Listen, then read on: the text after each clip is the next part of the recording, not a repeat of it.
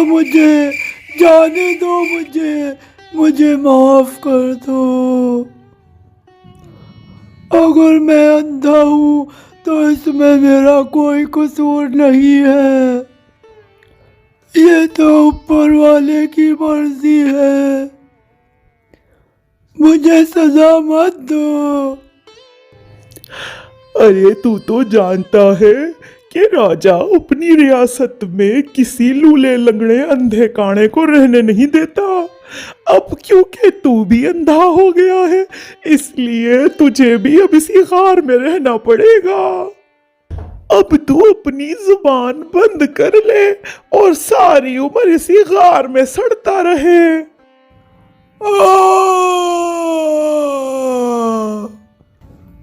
लग रहा है राजा ने आज फिर किसी को इस गार में फेंकवा दिया है। राजा अपनी हरकतों से बाज नहीं आवेगा। दोस्तों, ये कहानी एक जालिम राजा की है जो अपने जुल्म की वजह से बहुत ज़्यादा मशहूर था। उस राजा ने अपना एक अलग ही कानून बनाया हुआ था और वो किसी सूरत अपने कानून को तोड़ने के खिलाफ था। वैसे तो राजा की रियाया और उसकी रियासत में बहुत सारे लोग रहते थे, लेकिन उसका ये कानून था कि जैसे ही उसकी रियासत में कोई शख्स बीमार पड़ता और अगर वो शख्स अपनी बीमारी की वजह से अपना हाथ, पाँव, आँखें या अपने शरीर का कोई भी हिस्सा खो देता, तो वो राजा अपनी रियासत में से उस शख्स को उठाकर एक अंधेरे गार में फेंकवा देता और फिर उस माजूर शख्स को अपनी सारी ज़िंदगी उसी गार में गुजारनी पड़ती। राजा को ये बिल्कुल भी गवारा नहीं था कि उसकी रियासत में कोई अंधा लंगड़ा लूला शख्स रहे। वो चाहता था कि बस अपनी आंखों के सामने सिर्फ अच्छे और तंदुरुस्त लोगों को देखे।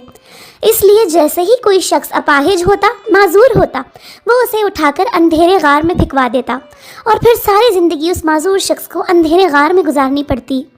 राजा के इस जुल्म की वजह से उसकी रियासत उससे बहुत तंग थी, उसकी आवाम बहुत ज़्यादा परेशान थी और लोग जैसे ही बीमार पड़ते तो खौफज़दा हो जाते कि अगर हम अपाहिज हो गए, माजूर हो गए, तो कहीं राजा हमें भी उस अंधेरे गार में ना फेंकवा दे।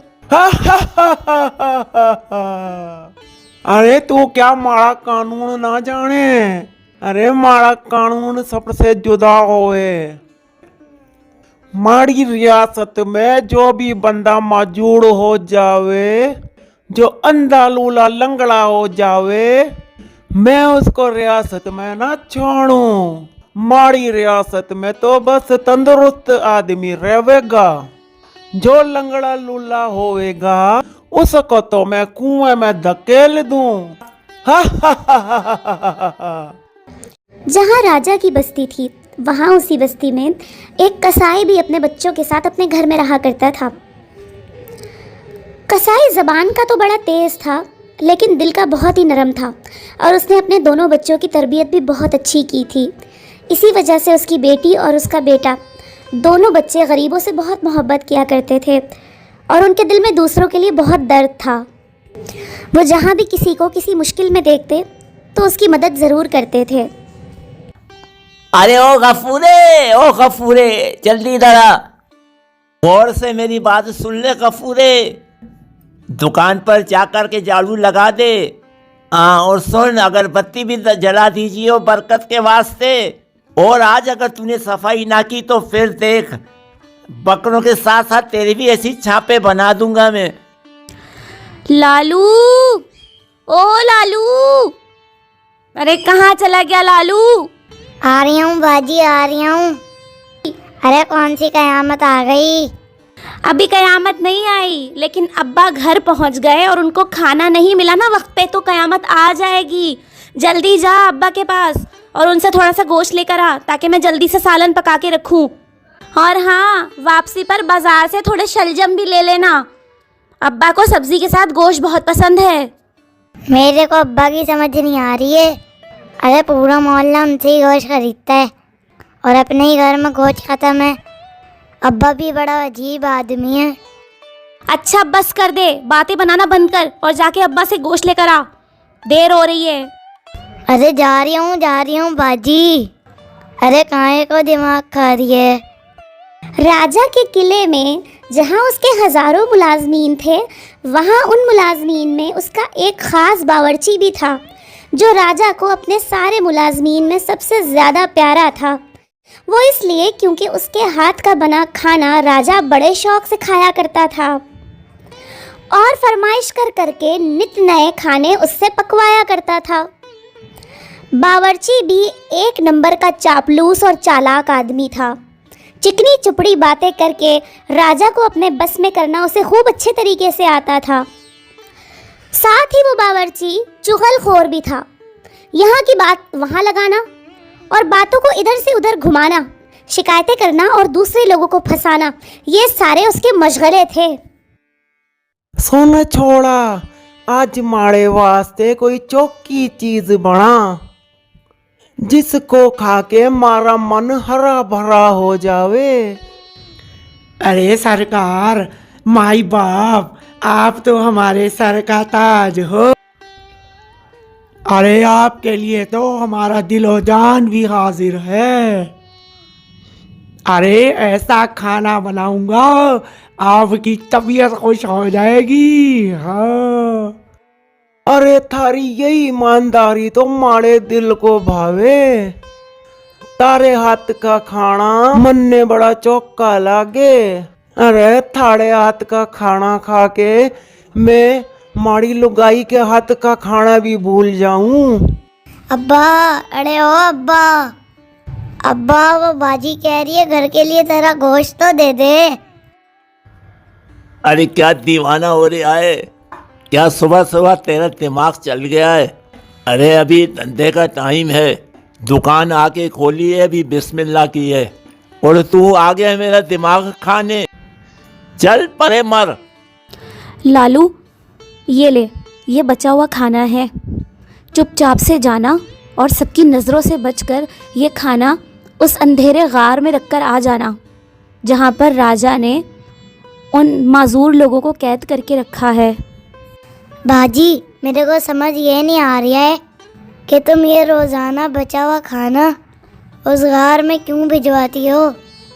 अरे बचा हुआ खाना कचरे में फेंक दिया करो। तेरी समझदानी अभी बहुत छोटी है, तुझे कुछ भी समझ नहीं आएगा।